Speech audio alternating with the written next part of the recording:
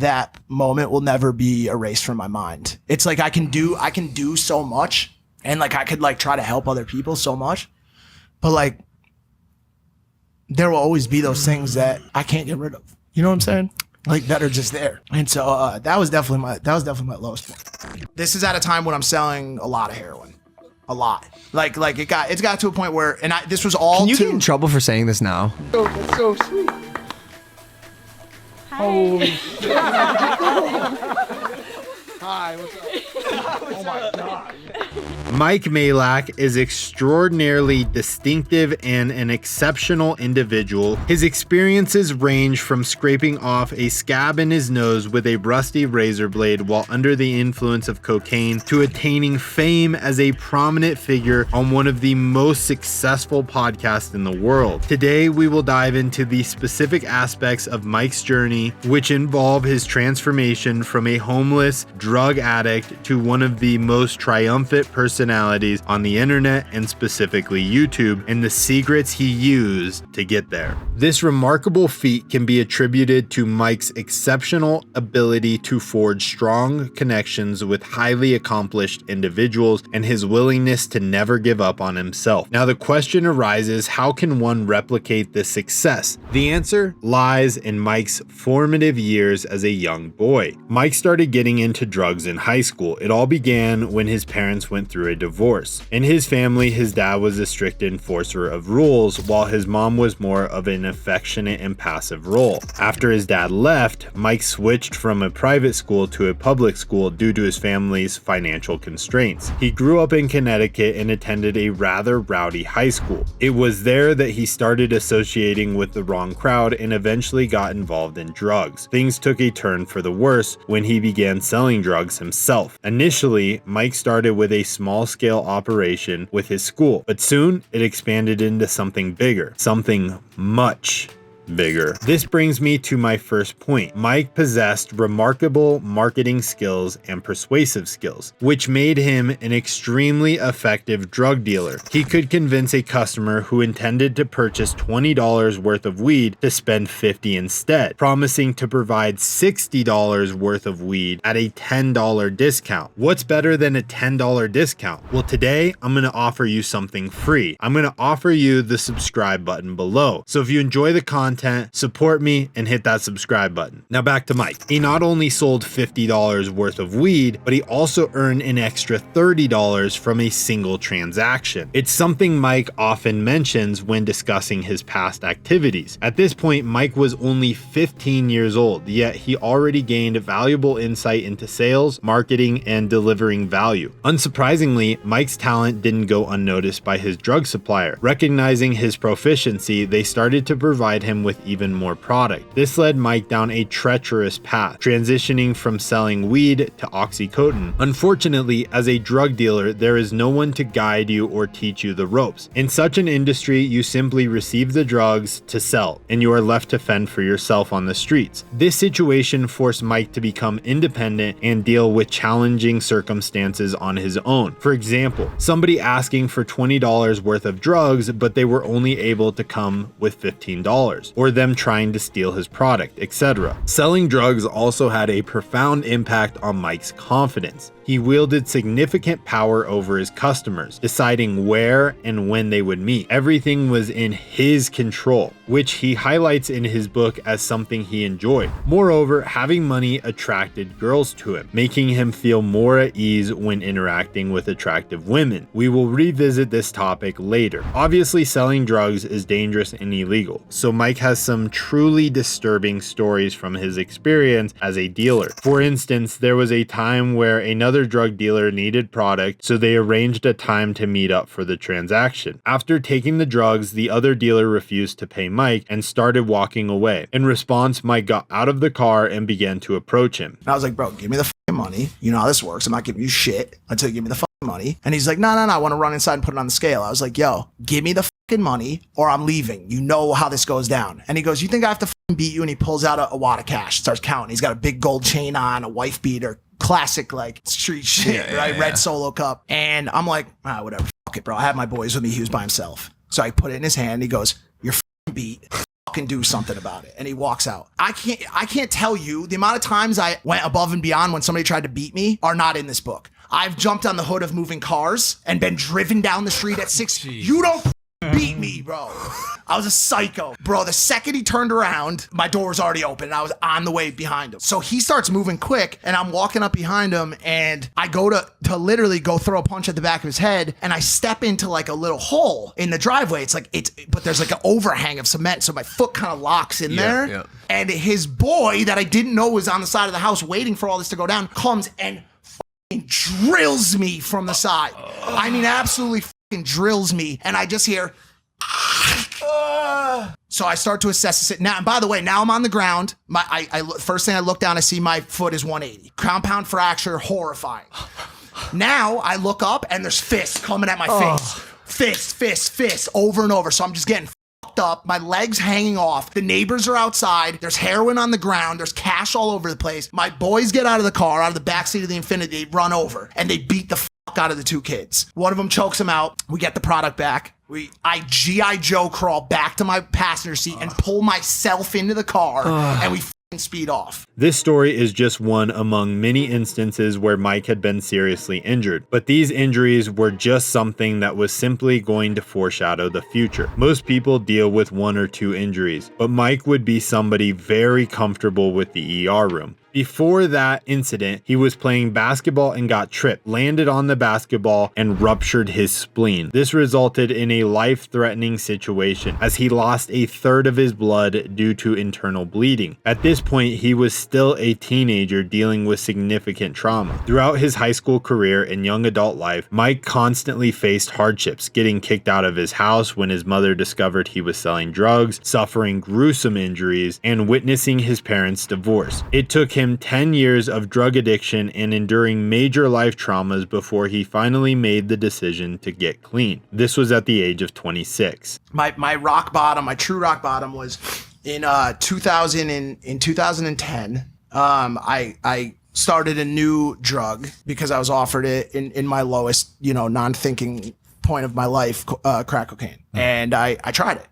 And what ensued was the worst year of my life. Ironically, or sadly, and unfortunately, that time coincided with another massive struggle in my mother's life, which was her starting to come to terms with the fact that her father was about to die. My mom and my grandfather were one of those storied mom-dad relationships. My grandfather fought in Okinawa, survived World War II, survived the Great Depression, was a warrior. And when she found out that he had Parkinson's and dementia, it came to a point where she had nowhere else to turn. She didn't have enough money to put him in a home. They were going to repossess his house. It just was an unfortunate circumstance. I think she just dug within her and she was like, hey, can you go watch after Pop-Pop? All you have to do is these 3 things every day. Just make sure he doesn't fucking leave the house, kill himself, fall down the stairs. He shouldn't be doing these things. And everything inside of me wanted to be yeah, Mom, I could do that. Maybe 6 months to a year into it, I had started this new drug, and there was a day when my grandfather was in his recliner. He was downstairs and he was just screaming help me, help me, help me, help me, help me. He was stuck in the chair. He couldn't get up and he had to go to the bathroom, and he probably was peeing and shitting himself and was just in the worst way that you could ever imagine. And I was in the attic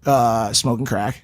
I was paranoid and I couldn't help my grandfather. Honestly, that moment will never be erased from my mind. It's I can do so much, and I could try to help other people so much, but there will always be those things that I can't get rid of. You know what I'm saying?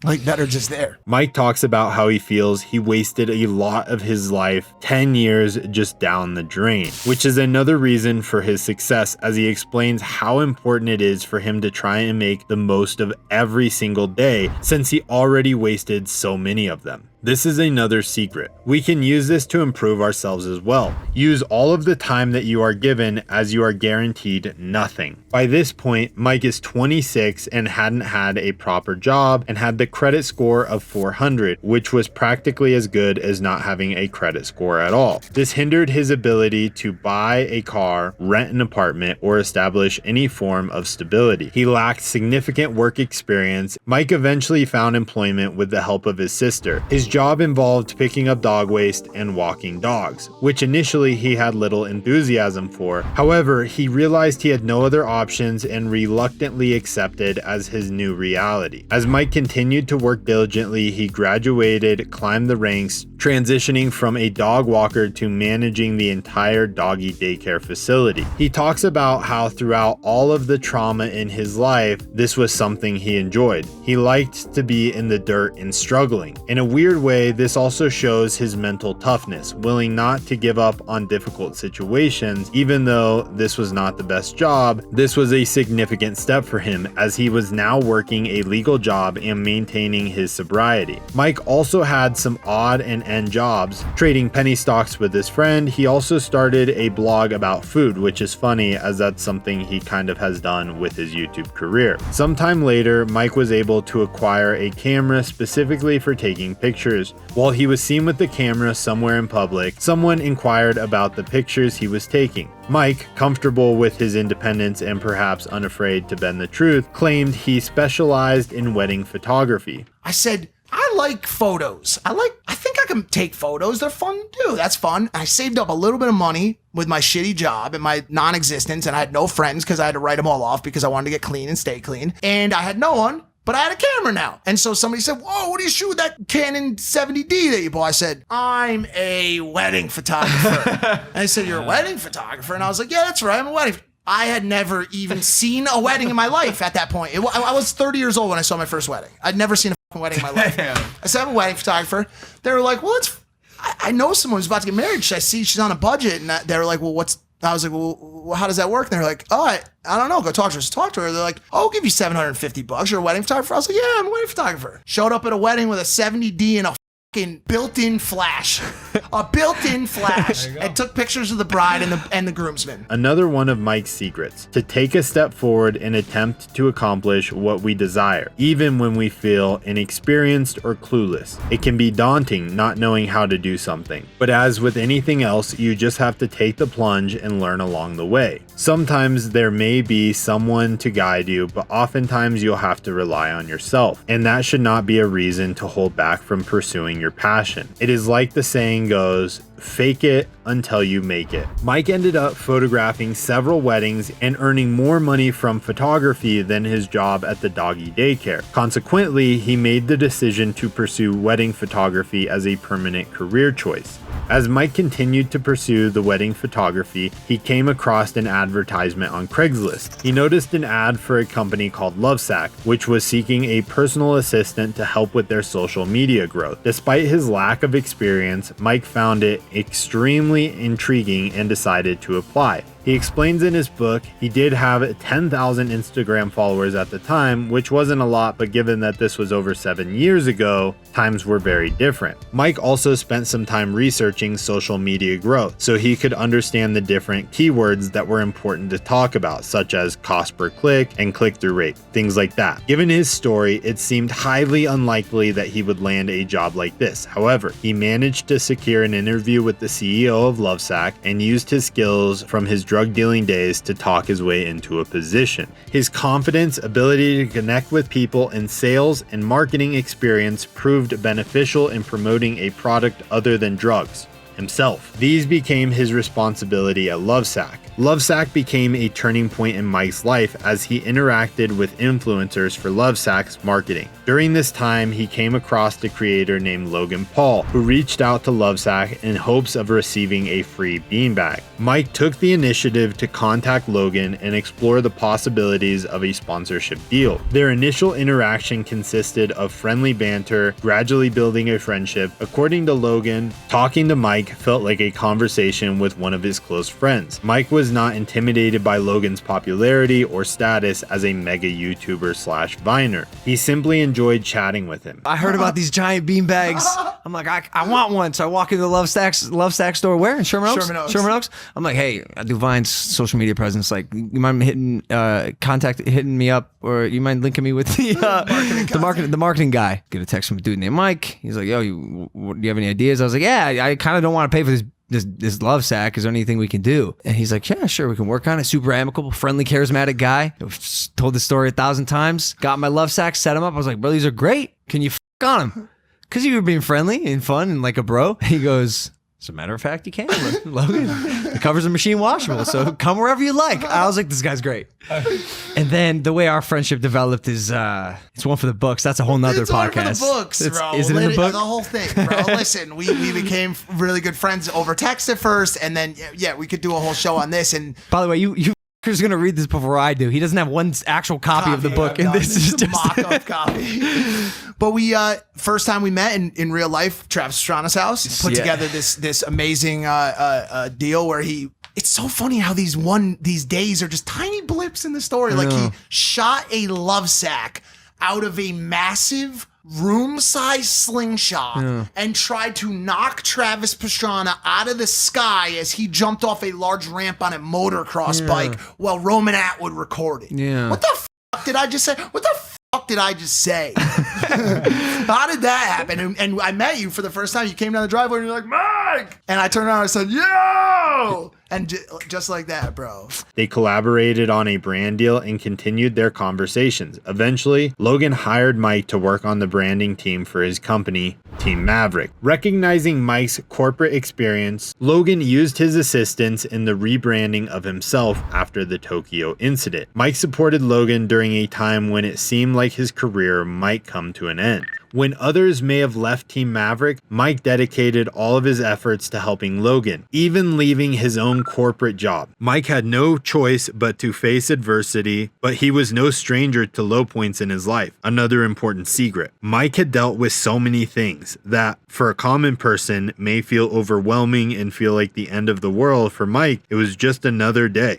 On top of that, he emphasized the importance of empathy, understanding others' perspectives. Mike treated Logan based on how he would want to be treated during a difficult time. Drawing from his own experience, this allowed him to empathize with Logan's situation and provided the necessary support. They managed to overcome the disaster, and Logan and Mike became the best of friends. As a surprise for Mike's birthday, Logan arranged for Lana Rhoades, one of the most prominent adult actresses globally, to join them. 3, 2, 1. That's so sweet. Holy shit. Holy shit. Man. Say hi. Hi, what's up? Oh my God. Like in his past, Mike was very comfortable around attractive women, which was evident being around Lana. Being a skilled communicator, he convinced Lana that her surprise visit could extend beyond a single day and persuaded her to join him and Logan for dinner the next night. Eventually, Mike had the confidence to ask Lana to be his girlfriend, and she obviously accepted. For most people, such an approach would have been almost impossible due to the surprise, embarrassment, or the feeling of inadequacy. However, Mike's self-assurance and comfortability with himself made it just another interaction with a girl. Despite Lana's significant fame and presence online, Mike's connections with highly successful individuals from the internet allowed him to forge a prosperous career. While someone might perceive him as a clout chaser, I believe he possesses more than that. He has a deep understanding of how to navigate challenging situations, rise to the occasion, and overcome obstacles in the face of extreme adversity. Having battled addiction to opiates for over a decade and enduring gruesome injuries, Mike's experiences have positioned him well for success. They have also enabled him to form relationships with remarkable people, paving the way for an immersively successful online persona. He comprehends the importance of innovation, learning from successful strategies employed by those around him and implementing those strategies into his own life. This was another one of his secrets. This is evident in his ability to write a book about his experiences to help others in a similar situation. He even opened his own burger restaurant. He knows how to continue to innovate, see the people around him, see what they're doing and what works for them, and implementing it into his own life. If you guys enjoyed this video, you may also like the video right here. Check that one out too. Thanks for watching.